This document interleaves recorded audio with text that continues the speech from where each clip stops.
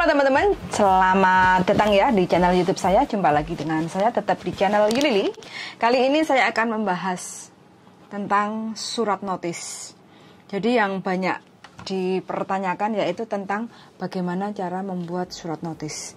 Surat notis itu adalah surat pengunduran diri dengan 1 bulan pemberitahuan ke majikan. Nah, ini adalah contoh surat notis yang diberikan ke majikan Hong Kong, kayak gitu ya. Ini khusus bagi teman-teman yang bekerja di Hong Kong. Jadi surat notis itu bisa didapat di mana? Biasanya pertanyaannya seperti itu.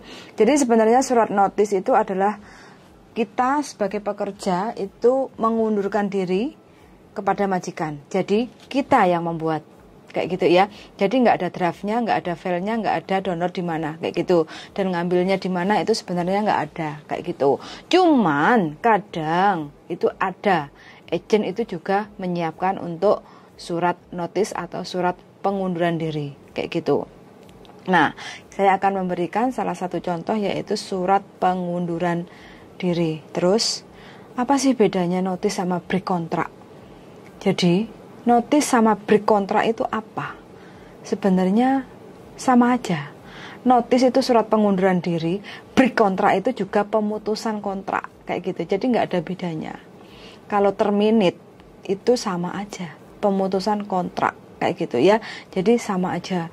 Terus habis itu banyak sekali teman-teman itu yang mungkin nggak mau repot ngomong sama majikan, langsung aja nulis surat notis, terus langsung dikirim ke imigrasi. Apakah boleh kayak gitu? Yang namanya notis itu kita ngasih tahu ke majikan. Jadi majikan mau nerima atau tidak itu terserah. Apa kata nanti? Intinya kita serahkan dulu pengajuan bahwa kita mau mengundurkan diri dengan surat pemberitahuan 1 bulan sebelum kita keluar. Jadi jangan kita belum ngasih tahu ke majikan, terus langsung aja surat itu dikasih ke imigrasi. Itu namanya bukan notis. Masa notisnya ke imigrasi? Imigrasi itu yang memberi informasi bahwa pemutusan kontrak Anda akan berakhir tanggal berapa. Tapi diketahui oleh kedua belah pihak. Ya, diketahui oleh kedua belah pihak. Jadi antara pekerja dan majikan. Kayak gitu. Jadi formnya sudah ada di sini. Contohnya itu boleh ditulis tangan, atau teman-teman boleh minta ke agennya, atau teman-teman itu bisa, bolehlah nanti komen-komen di channel YouTube saya. Mana tahu saya bisa ngirim contohnya, kayak gitu. Yang penting intinya kita mengundurkan diri ke majikan. Alasannya apa? Itu terserah. Itu kan beda-beda pasti alasannya, kayak gitu ya. Nah, selepas kita mengundurkan diri, antara majikan mau nerima atau tidak, itu urusan belakang. Yang penting teman-teman sudah melalui proses yaitu ingin mengundurkan diri dengan cara break kontrak atau notice, one man notice, surat pemberitahuan, kayak gitu ya. Nah, jangan lupa surat pemberitahuan itu kita pasti kasih ke majikan 2 lembar. Harusnya majikan itu ada tanda tangan bahwa menyetujui kalau kita mau keluar bulan depan, kayak gitu ya. Kalau memang majikan nggak menyetujui, kita bisa minta tolong ke agent, kasih tahu ke majikan aku udah ngasih notis, kayak gitu. Intinya kita sudah ada record untuk ngasih tahu pihak ketiga, agent, kayak gitu. Kalau seandainya teman-teman benar kepingin keluar, ya nggak apa-apa, yang penting majikan tahu. Terus teman-teman mau ngirim langsung ke imigrasi, nggak ada masalah. Yang penting majikannya sudah tahu kalau teman-teman itu mau notis, kayak gitu ya. Nah, selepas notis kita kerja 1 bulan. Bulan berikutnya last day ya, hari terakhir kerja.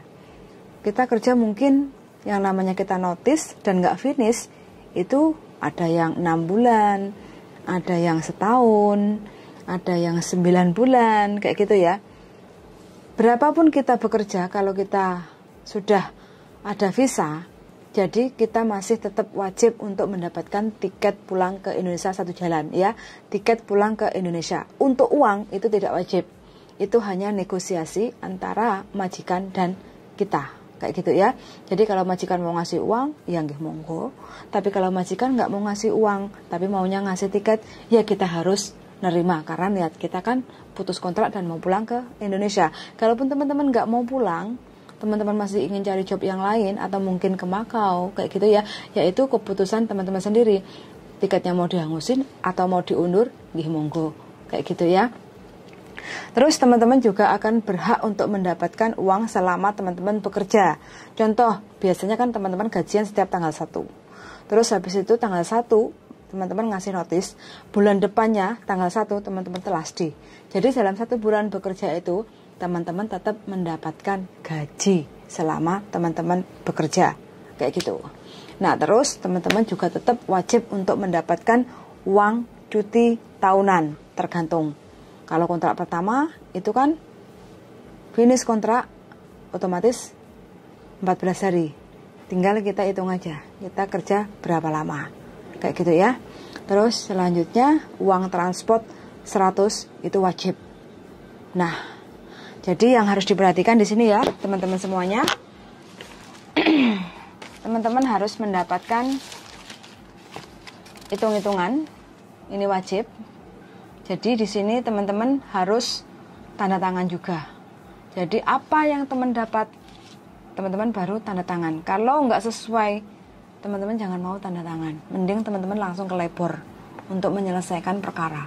Daripada tanya sana sini itu tidak akan menyelesaikan masalah. Kayak gitu ya. Terus berikutnya di sini adalah surat pemutusan kontrak. Jadi kapan teman-teman itu last day. Jadi tanggal berapa teman-teman itu last day. Jadi 2 lembar ini kalau teman-teman sudah keluar dari majikan, sebelum keluar dari majikan, pastikan urusannya sudah beres, clear dulu ya.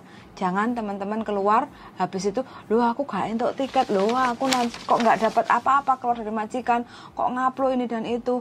Jangan seperti itu. Pokoknya selesaikan dulu sebelum teman-teman mengakhiri keluar dari rumah majikan kayak gitu. Terus karena posisinya teman-teman sekarang ini kan niatnya ngebreak atau notice atau putus kontrak, pastikan barang yang kita keluarkan itu harus minta pihak ketiga untuk ngecek. Jadi ada saksinya. Jadi teman-teman minta izin sama majikan. Ini aku mau keluar, tolong cek barang saya. Kayak gitu ya. Jadi waktu teman-teman ngomong kayak gitu, paling tidak kalaupun nggak ada pihak ketiga, agent atau siapapun, boleh panggil polisi. Kalau memang nggak mau terlalu ribet manggil polisi, pastikan ada rekod handphonenya itu ada rekamannya. Takutnya apa? Takutnya teman-teman dituduh mencuri kalau teman-teman tidak ngasih tahu majikan bahwa teman-teman mau bawa keluar barang-barang yang ada di dalam rumah, walaupun itu punya teman-teman semua. Karena teman-teman keluar dari rumah majikan, ya pastikan teman-teman itu ngomong ke majikan, ini aku mau keluar, tolong cek lagi barang saya, geledah lagi barang saya, apakah clear, tidak ada yang ke bawah barang kamu, kalau nggak ada aku keluar, begitu. Jadi biar kita itu tidak ada cacat rekod kayak gitu ya. Terus yang terakhir, pastikan teman-teman selepas keluar dari rumah majikan, teman-teman itu waktunya cuma 14 hari bisa tinggal di Hong Kong ya. Selepas keluar dari majikan dihitung ya. Ingat, makanya ini penting juga. Kapan kita keluar? Jangan sampai kita overstay. Kalau kita overstay yang repot siapa? Kita sendiri.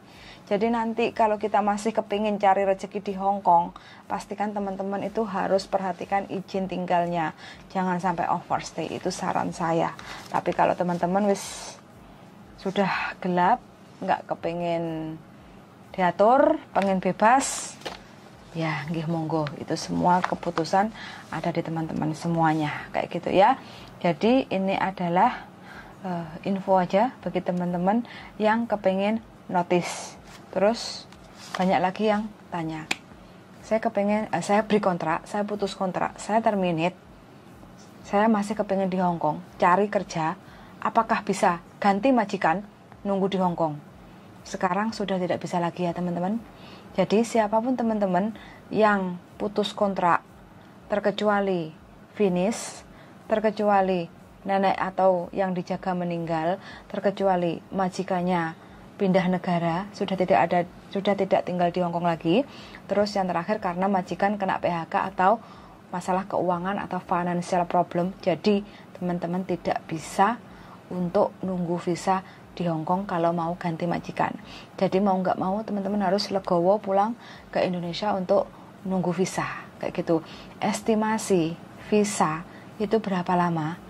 Estimasi ini perkiraan normal kalau teman-teman tidak ada cacat kriminal atau tidak ada cacat rekod atau tidak ada cacat buruk dari majikan-majikan yang sebelumnya, normal sebenarnya 6 minggu.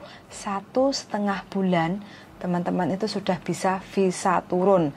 1,5 bulan itu dihitung dari masuk ke imigrasi, tidak dihitung dari tanda tangan kontrak. Jadi kita tanda tangan kontrak, otomatis teman-teman kan pasti tahu ya, kontraknya dimasukkan dulu ke KJRI. Dan KJRI itu taruhlah perlu waktu seminggu ke 2 minggu kayak gitu. Jadi 2 minggu ditambah selepas keluar dari konsulat, habis itu masuk ke imigrasi dihitung 6 minggu. Jadi 6 minggu ditambah 2 minggu, taruhlah 8 minggu, total 2 bulan. Normal itu 2 bulan visa itu sudah clear atau approve atau turun kayak gitu ya.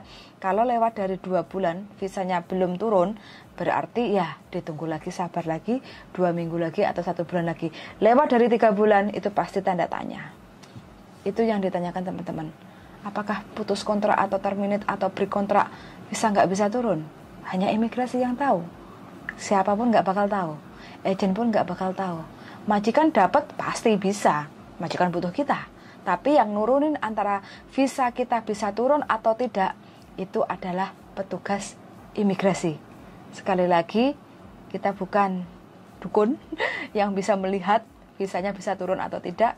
Jadi bagi teman-teman yang mungkin sudah tanya di channel YouTube saya, kenapa ya kok visanya nggak turun-turun?